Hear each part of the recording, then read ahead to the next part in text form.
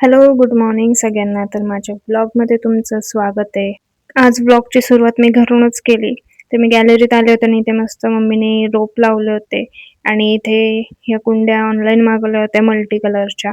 मग नंतर काय मी निघाले आणि एवढं ट्रॅफिक होतं. हे लोकेशन सगळ्यांना माहितीच असेल, इथे एनी टाईम ट्रॅफिक असतं.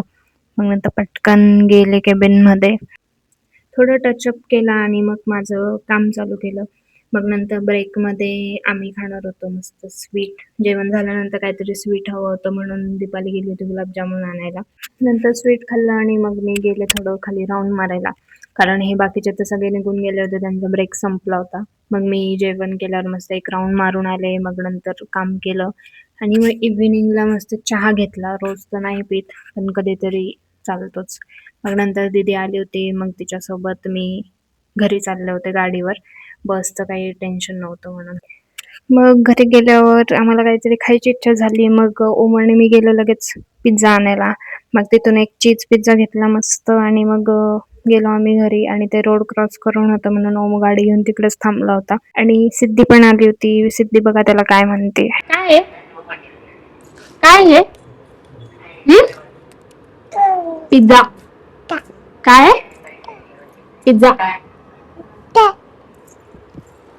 मग नंतर मी सगळ्यांना मस्त त्यांचे त्यांचे पीस काढून दिलं. सगळं त्याच्यावर चिली फ्लेक्स, ऑरेगॅनो वगैरे टाकून दिलं. सिद्धीने आणि मी पण मस्त पिझ्झा खाल्ला. अँड देन नेक्स्ट डे मी डायरेक्ट ऑफिसमध्येच ब्लॉग चालू केला. मग नंतर एवढं काही दिवसभराच केलं नाही. मी मस्त बटरफ्लायज बनवले होते.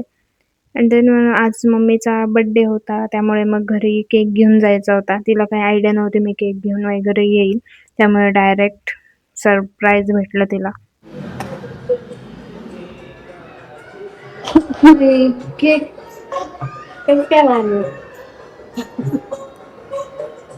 सांगायचं ना आणि आणि दीदी आली होती म्हणून आज घरात पंचपक्वान्न बनलेले होते, त्यामुळे मला पण खीर खायला भेटली आज मस्त. आणि मग नंतर केक कट करताना थोडं डेकोरेशन करण्यासाठी सिद्धीचे पप्पा घेऊन आले होते हॅपी बर्थडेचं.